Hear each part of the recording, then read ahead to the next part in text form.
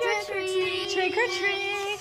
Oh, what do we have here? A skeleton and a ghoul. Oh, you guys look great. Take more, we have plenty. Skittles, huh? I was 10 years old, and it was Halloween night. My friend Jordan and I were excited about going trick-or-treating alone for the first time. We had our route all planned out. We did some daytime trick-or-treating and then headed back home for a quick dinner. My parents ordered Chinese food, and Jordan stayed for dinner. Around 7 or 8 p.m., we headed out again for some night trick-or-treating. We decided to explore a quieter route with fewer kids, but we didn't realize that some houses would stop giving out candy after dark. At one house, a man answered the door. He was overly friendly, asking us questions and insisting we come inside to see a Halloween decoration. He tried to convince us to enter his house just to pick out candy, but we were uncomfortable and declined. He offered us weird, see-through wrapped candies. As we left, we noticed he didn't close the door. He just stood there watching us. We decided to warn other kids about this creepy man when we met 2 kids who had a similar encounter. The weird candies that he gave us seemed suspicious, so we all agreed to throw them away. Me, along with other kids, went on to tell a concerned neighbor about this weird man, and she advised us to tell our parents. The next day, we saw his face on the news. He had tried to lure kids into his house by inviting them inside to take a look at his Halloween decoration, then kidnapping them and later trading those children overseas in exchange for money. Trading children for money, what a deplorable and morally bankrupt act.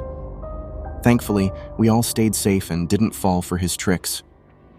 Always be extra cautious on Halloween, and if something doesn't feel right, tell someone you trust.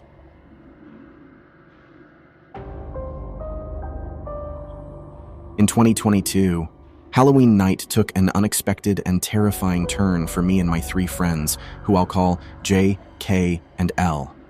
We were excited and dressed up for a night of trick-or-treating in our downtown neighborhood. Downtown was a popular spot for Halloween due to the close-together houses, which meant more candy for less walking.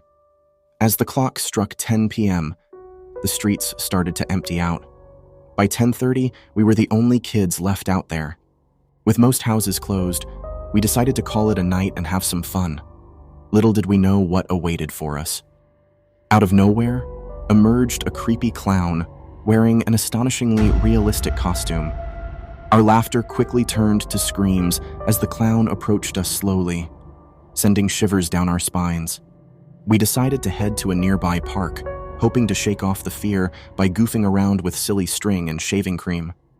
But there, we found traces of silly string and shaving cream, as if someone had been there before us.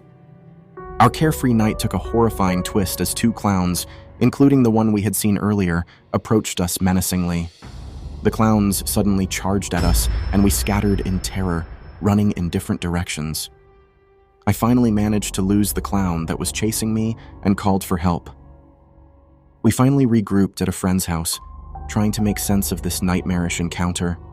With a mix of relief and lingering fear, we laughed about the experience while munching on our Halloween candy. The next morning, one of us texted the group, having found a rubber clown nose in their backyard. It was clear that these clowns had intended to scare us, and they had succeeded. Fortunately, the clown epidemic didn't last, and it eventually became a spooky story we could laugh about.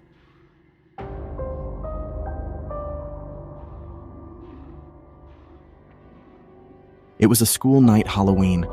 My mom and dad took my 2 twin brothers out trick-or-treating. I didn't have plans, so my parents kind of forced me to answer the door and hand out candies while they were gone. Since we live in a cold apartment on a dead-end street, we get next to no trick-or-treaters on Halloween, so every time the doorbell rang, I kind of jumped. I was in the living room watching TV with the bucket of candies next to me on a small table. Butterfingers, the one and only candy my mom always got on Halloween for some reason. The doorbell rang, so I took the orange bucket and brought it to the door and opened it. There was someone in a scream mask and robe holding out a pillow sack. It didn't look like he got a lot of candy for the night, and given that the night was almost over and nobody was really coming to the house, and he was alone, which was always kind of sad, I gave him a bunch of candy. He walked away without saying thanks, which kind of made me feel bad, but I stopped thinking about it as soon as I sat back down on the couch. The movie I was watching ended, so I started surfing the channels. During one of the brief moments of silence, as the TV flipped from one channel to the other, I heard a thud and a bump come from downstairs near the back door. To better hear what it could have been, I turned the volume on the TV all the way down and went to the stairway. The back door was wide open. My heart started racing as I started to feel sick inside. I had forgotten to lock it when I went back there. The big question was, if what I heard was the sound of the door opening or closing, and if someone was in the house. Naturally, I called down the stairway for my mom and dad, and then my twins' names. The silence from down in the dark den was creepy as hell. I was afraid to go down there. Unfortunately, there's no door to separate the main floor from the den's stairway, so sitting in the living room suddenly didn't seem very comfortable. I kept the TV on but muted. I just felt safer with the extra light it provided. It took a while for some reason, but it finally hit me to call my parents and ask them to come home. My mom said they'd be home within half an hour. I told my mom I was scared that someone was downstairs because I heard something. She assured me that there was nothing, and it was just my imagination. I hung up the phone and immediately heard the sound of wood foundation cracking under one of the carpeted steps to the back door. I froze on the couch.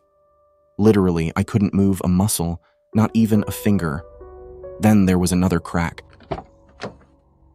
As silently as I could, I sat up from the couch into a half-crouched position, tiptoeing to the front door. But as I passed the couch that blocked the view of the den's stairway from the living room, I saw something on the stairway.